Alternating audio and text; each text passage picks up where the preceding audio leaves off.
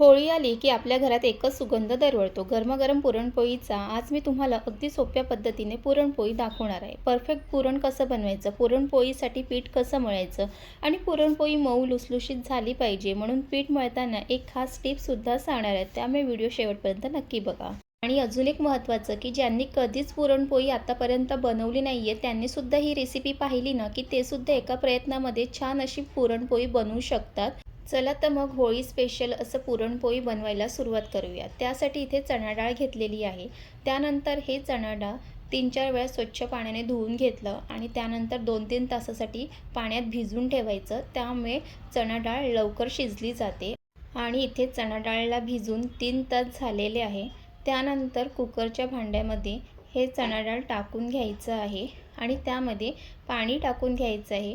पाणी जास्त घालायचं नाही आहे, जितकं लागेल तितकंच पाणी घालायचं आहे. ते तुम्ही पाहू शकतात की त्यानंतर मी ह्यामध्ये अगदी थोडंसं हळद टाकली आहे आणि थोडंसं तेल घातलं आहे. ते व्यवस्थित मिक्स करून घ्यायचं. त्यानंतर कुकरचं झाकण झाकून कुकर गॅसवरती ठेवून घ्यायचं आहे आणि कुकरच्या 3-4 शिट्या काढून घ्यायच्या आहेत.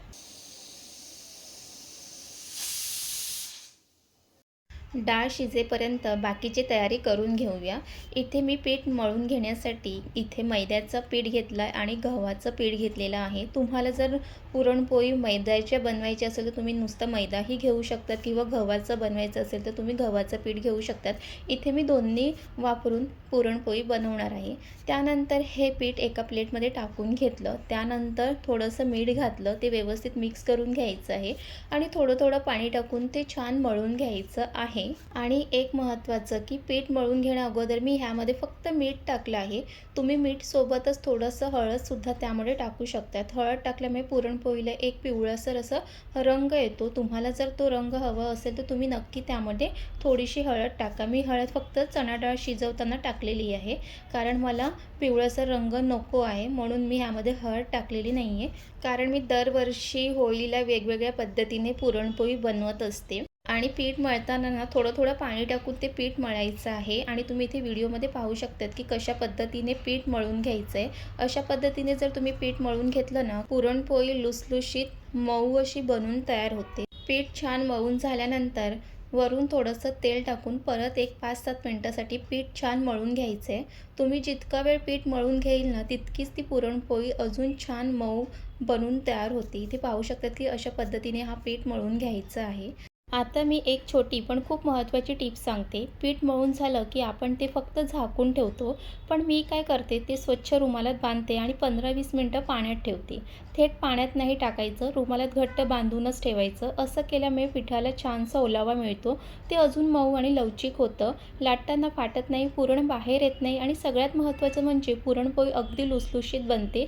दुसऱ्या दिवशीसुद्धा कडक होत नाही, इतकी मऊ राहते. म्हणून ही टिप नक्की ट्राय करा आणि मग फरक स्वतः बघा. त्यानंतर पुरणासाठी गूळ कापून घ्यायचा आहे आणि गूळ घेताना शक्यतो तो चांगल्या दर्जाचा आणि थोडासा मऊ आणि स्वच्छ गूळ वापरला पाहिजे. गूळ जितका छान असेल ना तितकी पुरणपोळीची चव अप्रतिम येते. मोठे तुकडे न ठेवता बारीक कापून घ्यायचे किंवा किसून घेतलं तरीही चालेल. यामुळे तो डाळीत पटकन विरघळतो आणि पुरण छान बनून तयार होतो. आणि इथे तुम्ही पाहू शकतात की गूळसुद्धा मी अशा पद्धतीने कापून घेतलेला आहे. आणि तुम्ही व्हिडिओमध्ये पाहिलं असेल की मी गूळ कशा पद्धतीने कापून घेत होती. त्यानंतर कुकरच्या 3-4 शिट्ट्या झाल्या आहेत आणि कुकर पूर्ण थंड झाला आहे. चला उघडून बघूया डाळ कशी शिजली आहे. बघा डाळ छान मऊ शिजली आहे, पण अगदी गळून गेलेली नाही आहे. पुरणपोळीसाठी डाळ अशीच हवी, मऊ पण पाणी पाणी नाही आणि चिकटही नाही. जर डाळ जास्त शिजली तर पुरण पातळ होतं आणि कमी शिजली तर पुरणात कण राहतात, त्यामुळे पोळी छान लागत नाही. म्हणून 3-4 शिट्ट्या अगदी पुरेशा असतात. आणि मी डाळ शिजवताना पाणी कमी घातलं होतं, त्यामुळे इथे गाळायची गरज नाही आहे. तुम्ही डाळ शिजवताना जास्त पाणी टाकू नका आणि जर डाळीत जास्त पाणी राहिलं असेल तर नक्की गाळून घ्या. आणि ज्या कुकरमध्ये डाळ शिजवून घेतली त्याच कुकरमध्ये पुरणसुद्धा बनवून घेणार आहे. कारण अशा पद्धतीने जर पुरण बनवायला घेतलं ना की भांडीसुद्धा कमी निघते. तुम्हीसुद्धा हे ट्रिक नक्की फॉलो करा. त्यानंतर इथे बारीक करून घेतलेलं त्यामध्ये गूळ टाकून घेतलेलं आहे. गूळ छान असं विरघळून घ्यायचं आहे आणि गूळ जसं विरघळत जाईल ना की तसं पुरणचा रंगसुद्धा बदलत जातो. इथे तुम्ही पाहू शकतात. आणि अजून एक महत्त्वाचं की गूळ घातल्यानंतर सुरुवातीला ते वितळायला लागलं की मिश्रण थोडंसं पातळ दिसते, तेव्हा घाबरायचं नाही, ते अगदी नॉर्मल आहे. आणि हे सर्व करत असताना गॅस मध्यम ठेवा आणि सतत हलवत राहा. गूळ पूर्णपणे डाळीत विरघळला की रंग छान सोनेरी येतो आणि गोड सुगंध यायला लागतो. आणि बरेच जण म्हणतात की आम्हाला पुरणपोळीचं पुरणच बनवता येत नाही, तर तुम्ही अशा पद्धतीने छोट्या छोट्या टिप्स लक्षात ठेवा आणि तुम्हीसुद्धा नक्की अशा पद्धतीने पुरणपोळीचं पुरण बनवू शकतात. आणि त्यानंतर मी अजून एक खास ट्रिक सांगणार आहे की पुरण व्यवस्थित झालं आहे की नाही हे कसं ओळखायचं ते तुम्हाला मी पुढे जाऊन सांगतेच. त्यासाठी काय करायचं, चमचा असं पुरणमध्ये उभं ठेवायचं. जर तो पडत नसेल तर समजायचं की पुरण हा परफेक्ट बनून झाला आहे. आणि जर चमचा ठेवल्यानंतर तो खाली पडत असेल तर पुरण हा व्यवस्थित झालं नाही आहे, तर असं हे ओळखायचं आहे. आणि त्यानंतर शेवटी वेलची पूड घालायची. वेलचीमुळे पुरणाला खूप छान असा गोड सुगंध येतो. गुळाची चव अजून छान लागते आणि एकदम पारंपरिक टेस्ट येते. जर वेलची पूड घातली नाही तर पुरण गोड लागेल, पण तो खास सणासुदीचा फ्लेवर येत नाही. खूप जास्त घालायची नाही, फक्त अर्धा चमचा पुरेसा आहे. आणि वेलची पूड जास्त घातली तर चव कडवट लागू शकते. ही छोटीशी वेलचीच पुरणपोळीला खास बनवते. आणि इथे पाहू शकतात की पुरण छान घट्ट झालेलं आहे. आणि त्यानंतर हे मिश्रण गरम असतानाच त्याचं पुरणसुद्धा करून घ्यायचं आहे. ज्यांच्याकडे पुरण यंत्र असेल तर त्याच्यामध्ये तुम्ही पुरण यंत्रातून हे पुरण करू शकतात. पण ज्यांच्याकडे पुरण यंत्र नाही त्यांनी काळजी करू नका. व्हिडिओमध्ये दाखवलेली चाळणी तुमच्या घरातसुद्धा असेल की त्याने सुद्धा तुम्ही छान मऊ पुरण तयार करू शकतात. त्यानंतर त्या चाळणीत पुरण घाला. आता खाली एक मोठी प्लेट किंवा बाऊल ठेवा आणि वरून ग्लास किंवा वाटीच्या तळाने हलक्या हाताने दाबत फिरवा. असं फिरवत राहिलं की पुरण खाली गाळून येईल आणि वरचे जाड कण वेगळे राहतील. ही प्रोसेस केल्यामुळे पुरण अगदी गुळगुळीत आणि एकसारखं होतं. पोळी लाटताना फाटत नाही. आणि तुम्ही इथे पाहू शकतात की चाळणीतून किती सहज असं पुरण बाऊलमध्ये पडतं. तर तुम्ही अशा पद्धतीने पुरण बनवून घेऊ शकतात. आणि ह्या पद्धतीने पुरण करून घेत असताना जास्त वेळ लागत नाही. फक्त एक लक्षात ठेवायचं की जेव्हा हे मिश्रण गरम असेल ना की तेव्हाच हे करायला घ्यायचं, म्हणजे मिश्रण आहे ते चाळणीतून सहज खाली पडतं. आणि एक महत्त्वाची टिप्स की जर हे मिश्रण थंड झाल्यानंतर जर करायला गेले पुरण तर थोडासा वेळ जास्त लागतो. त्यामुळे गरम असतानाच हे पुरण बनवून घ्यायचं आहे. आणि ते पाहू शकतात की आपले इथे पुरण हा बनवून तयार झालेला आहे. आणि घरात पुरण यंत्र नसेल तर ही पद्धत नक्कीच फॉलो करा. तर चला, इथे आपलं पुरणसुद्धा बनवून झालेलं आहे. आणि असं पुरण असेल तर पुरणपोळी लाटताना ती कधीच फाटत नाही. ती तुम्हाला आता पुढे दिसेलच. चला मग आता पुढची तयारी करून घेऊया. आणि त्यानंतर एका साईडला ठेवलेलं रुमालमध्ये पीठ मळून ठेवलेलं त्याला 15-20 मिनटं झालेलं आहे. त्याला आता रुमालमधून काढून घ्यायचं आहे. आणि तुम्ही इथे पाहू शकतात की की पीठ किती लवचिक आणि मऊ झालेलं आहे. आणि त्यानंतर परत एक 5 मिनटासाठी ते पीठ व्यवस्थित मळून घ्यायचं आहे. पण मळून घेण्या अगोदर त्याच्यावर थोडंसं तेल घालायचं आहे, कारण तेल घातल्यानंतर ते पीठ अजून छान मळलं जाते. इथे तुम्ही पाहू शकतात व्हिडिओमध्ये. आणि पुरणपोळीचा जो मळून घेतलेला पीठ आहे तो जितका लवचिक मऊ असेल तितकीच ती पुरणपोळी खुसखुशीत अशी बनून तयार होते. आणि इथे पाहू शकतात की अगदी असंच पुरणपोळीसाठी हे पीठ झालं पाहिजे. आणि त्यानंतर तयार करून घेतलेलं पुरण आता त्याचे गोळे करून घ्यायचे. गोळे करताना एक गोष्ट लक्षात ठेवायचं आहे की पुरणाचा गोळा हा पिठाच्या गोळ्यापेक्षा थोडा मोठा असला की पुरणपोळी छान लागते. हाताला थोडंसं तूप किंवा तेल लावून गोळे करा, म्हणजे पुरण चिकटत नाही आणि शेप पण छान येतो. आणि पुरण जर व्यवस्थित झालं असेल ना की त्याचे गोळे पण खूप छान सहज होते. तुम्ही इथे पाहू शकतात. आणि तुम्ही आता पुढे दाखवते की तुम्हाला आपले पुरणचे गोळे कसे बनवून तयार झालेले आहेत. इथे पाहू शकतात, इथे पुरणाचे गोळेसुद्धा बनवून तयार झालेले आहेत. त्यानंतर पिठाचे सुद्धा गोळे करून घ्यायचे आहेत. पिठाचे गोळे करताना एक लक्षात ठेवायचं आहे की पुरणाच्या गोळ्यापेक्षा पिठाचे गोळे हे छोटे करायचे, त्यामुळे पुरणपोळी छान बनवून तयार होते.